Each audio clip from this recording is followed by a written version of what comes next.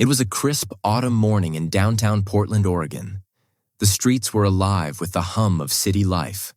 People rushing to work, the distant sound of street performers, and the occasional honk of a car horn. Nestled between a vintage bookstore and a record shop was a small, cozy coffee shop called Brewed Kindness. The shop was known for its warm atmosphere, artisanal coffee, and, most importantly, its inclusive hiring practices. The owner, Martha, had made it her mission to create a safe space for people of all abilities to work and thrive. Behind the counter stood Jamie, a 22-year-old employee with Down syndrome. Jamie had been working at Brewed Kindness for over a year and had become a beloved member of the team. His infectious smile, unwavering positivity, and dedication to his job made him a favorite among regular customers. Jamie took pride in his work, whether it was brewing the perfect cup of coffee or greeting customers with his signature. "Good morning. What can I get started for you today?"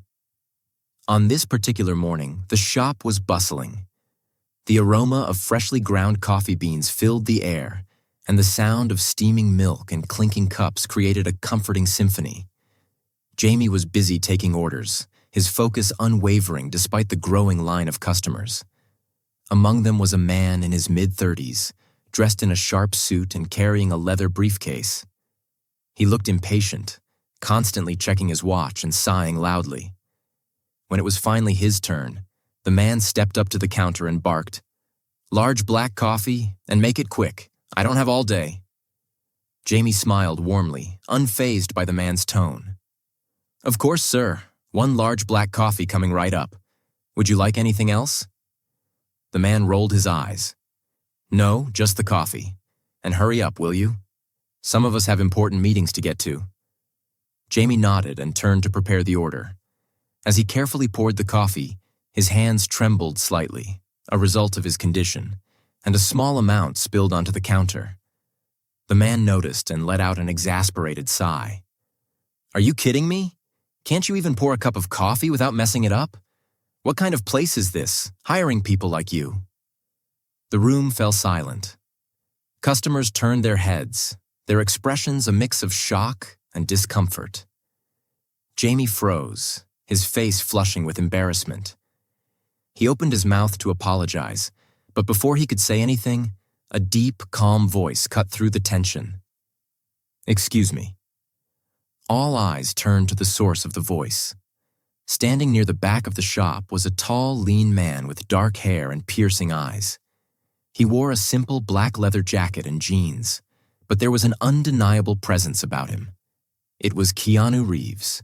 The rude customer didn't seem to recognize him at first. "What do you want?" he snapped. Keanu stepped forward, his demeanor calm but firm. "I think you owe him an apology." The man scoffed. "Oh, come on, I'm just stating the obvious. This guy can't even do his job properly. Why should I apologize?" Keanu's expression hardened. "Because everyone deserves respect, and because kindness costs nothing." The man opened his mouth to retort, but something in Keanu's gaze made him hesitate. The room was still silent, the tension palpable. Finally, the man muttered, "Whatever," grabbed his coffee and stormed out of the shop. Keanu watched him go, then turned to Jamie. "Are you okay?" Jamie nodded, though his eyes were still wide with surprise. I'm okay. Thank you, sir." Keanu gave him a small smile. "You don't have to thank me. You're doing a great job. Don't let anyone tell you otherwise." The other customers erupted into applause, some even wiping away tears. Martha, the owner, rushed over and hugged Jamie tightly. "I'm so proud of you," she whispered. Keanu lingered for a moment, then quietly slipped out of the shop, disappearing into the bustling streets of Portland. But his presence had left a lasting impact, not just on Jamie, but on everyone who had witnessed the encounter. Over the next few days, Keanu and Martha worked together to craft a plan.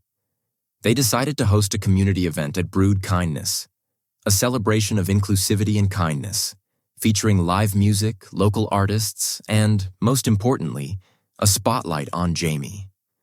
The goal was to raise awareness about the challenges faced by people with disabilities and to showcase their talents and contributions to the community. Jamie, initially hesitant, agreed to participate after some encouragement from Martha and Keanu. "This is your chance to show the world who you are," Martha told him, her voice filled with conviction. "You're more than just your condition, Jamie. You're a talented, kind, and capable young man, and it's time people saw that." As word of the event spread, the community rallied behind the cause.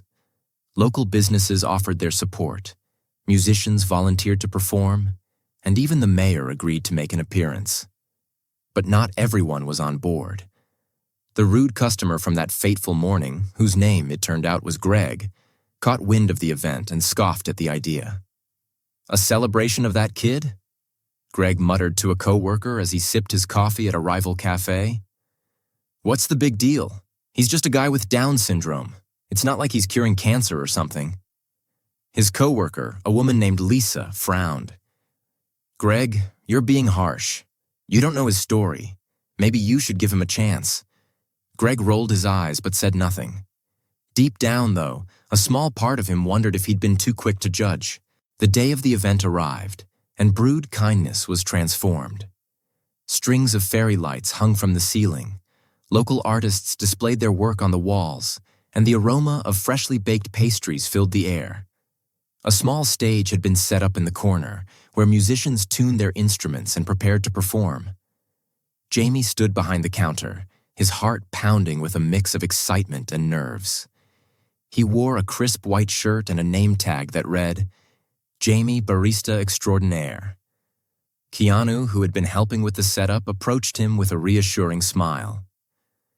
"You've got this, Jamie," Keanu said, placing a hand on his shoulder. "Just be yourself. That's more than enough." Jamie nodded, taking a deep breath. "Thank you, Mr. Reeves, for everything." As the event kicked off, the coffee shop filled with people from all walks of life. They laughed, chatted, and enjoyed the performances.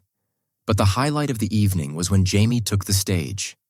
With Martha and Keanu by his side, he shared his story, his struggles, his triumphs, and his dreams for the future. "I may have Down syndrome," Jamie said, his voice steady and clear. "But that doesn't define me. I'm a barista, a friend, a son, and a person who believes in kindness. And if I can make even one person's day a little brighter, then I've done my job." The room erupted into applause, tears streaming down many faces. Even Greg, who had reluctantly attended after some persuasion from Lisa, felt a lump form in his throat. For the first time, he saw Jamie not as a person with a disability, but as a person. Period. The event was a resounding success, but its impact extended far beyond that single evening. Inspired by Jamie's story, the community came together to create more opportunities for people with disabilities, from job training programs to inclusive events. Keanu, though he eventually left Portland to continue his work in Hollywood, remained a steadfast supporter of Brewed Kindness and its mission. As for Jamie, he continued to work at the coffee shop, his confidence growing with each passing day. He became a local icon, a symbol of resilience and kindness, and his story touched the hearts of countless people. And Greg? He returned to Brewed Kindness the following week, this time with a different attitude.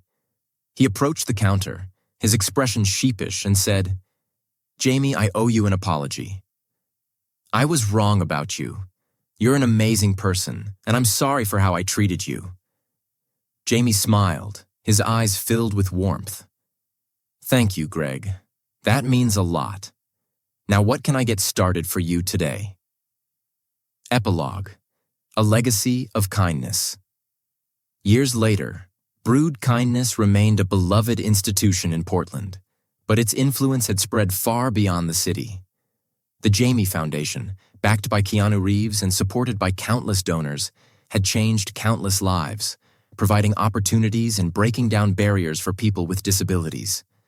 Jamie, now in his late 20s, had become a mentor and advocate, traveling the country to share his story and inspire others. He still worked at the coffee shop whenever he was in town, greeting customers with his signature smile and reminding them that kindness was always the best choice. Greg, the once rude customer, had become a regular at Brewed Kindness. He and Jamie had formed an unlikely friendship, and Greg often joked that Jamie had taught him how to be human again. He even volunteered at the Jamie Foundation, using his business skills to help the organization grow. As for Keanu, he continued to support the foundation and visit the coffee shop whenever he could.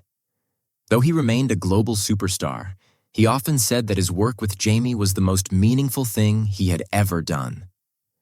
One evening, as the sun set over Portland, Jamie stood outside Brewed Kindness, looking out at the city he loved. Keanu joined him, handing him a cup of coffee. "You've come a long way, Jamie," Keanu said, his voice filled with admiration. Jamie smiled, taking a sip of his coffee. "We all have. And it's just the beginning." The two stood in silence, watching as the city lights flickered to life. In that moment, they knew that the ripple effect of kindness they had started would continue to spread, touching lives and changing the world, one cup of coffee at a time.